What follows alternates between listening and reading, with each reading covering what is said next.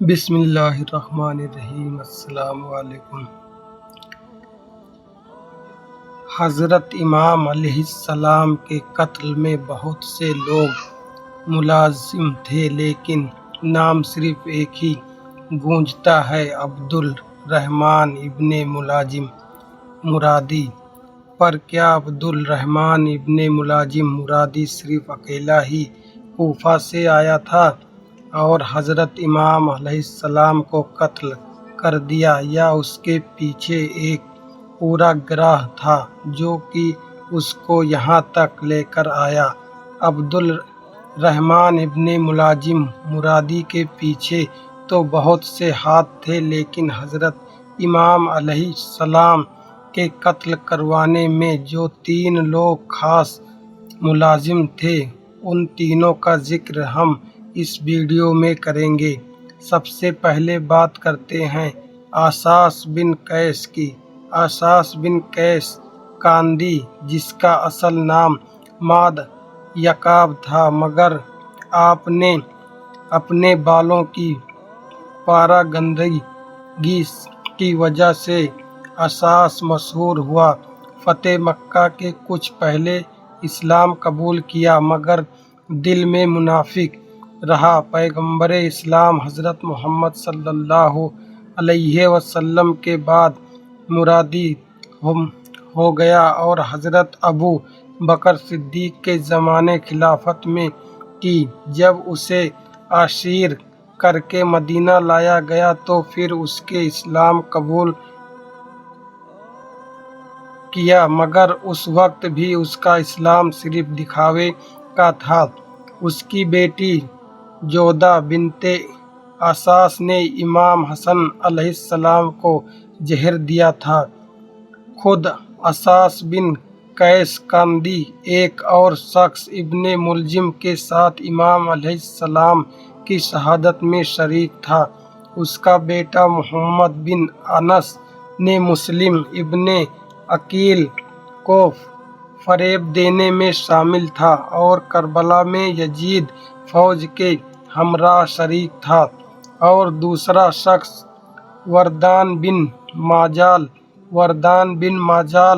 بن alpha بن fresh میتی کوفہ کے بانو تہ کے سرداروں میں سے تھا۔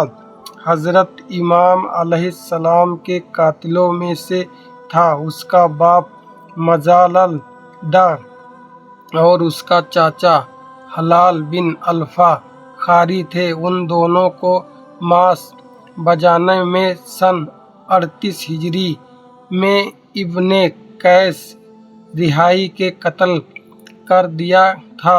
جب عبد الرحمن ابن ملجم حضرت امام علیہ السلام کے قتل کے لیے کوفہ آیا تو اس نے وردان بن مجال سے اور بانو اعجا کے شبیب بن بازار سے مدد مانگی۔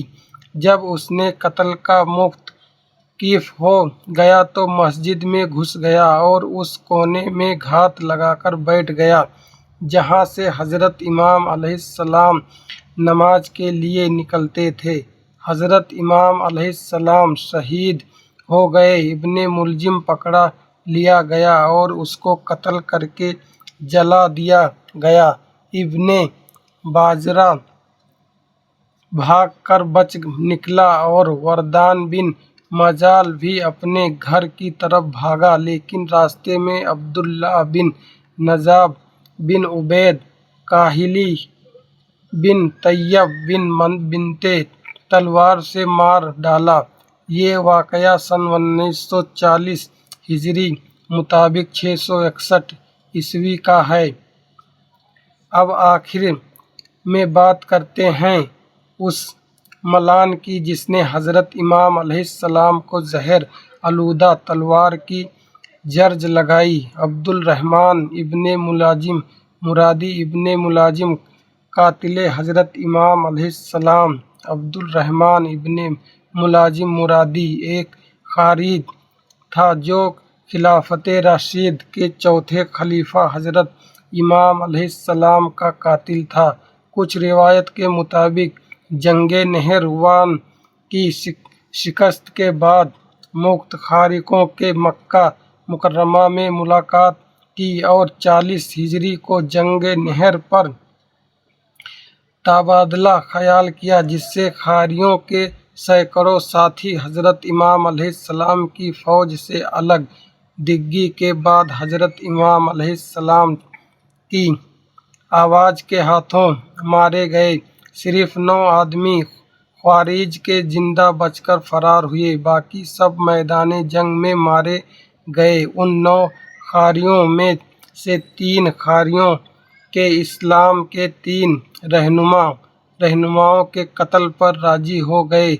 जिन 3 लोगों को कत्ल करना था उनमें हजरत इमाम अलैहिस्सलाम, अमीरुल मौविया और उमर बिन अनस के नाम शामिल थे।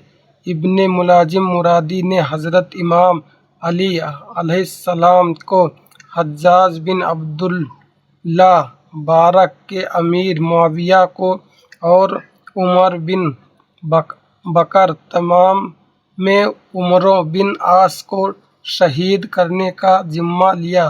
तीनों ने तजवीज़ के मुताबिक एक ही दिन फजर के वक्त वार करना था।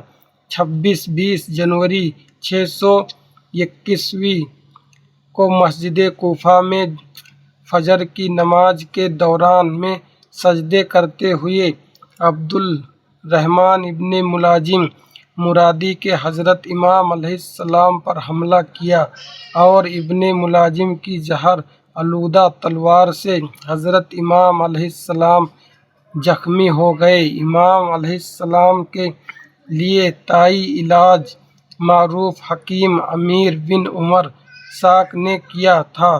ताहा 3 दिन बाद 21 रमज़ानुल मुबारक 40 हिजरी यानी 28 जनवरी 661 ईस्वी को हजरत इमाम अलैहिस्सलाम रिहालत फरमा गए। इमाम अलैहिस्सलाम के विसाल के 3 दिन बाद हजरत इमाम अलैहिस्सलाम के बेटे हजरत इमाम हसन अलैहिस्सलाम ने खुद इब्ने मुलाजिम को कत्ल किया। ये 40 हिजरी का वाक़या है। कूफा में आने के बाद अब्दुल रहमान इब्ने मुलाजिम मुरादी का सबसे ज़्यादा साथ जिसने दिया वो थी कुदाम।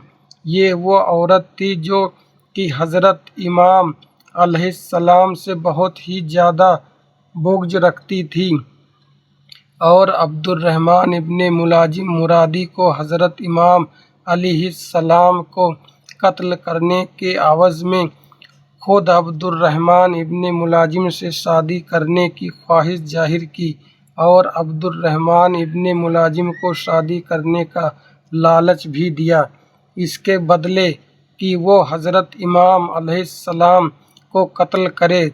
तमाम ने अब्दुर्रहमान इब्ने मुलाजिम मुरादी को कहा कि मैं तुमसे शादी करूंगी, लेकिन मेरी शादी का हक महर इमाम अलैहिस्सलाम का सर होगा।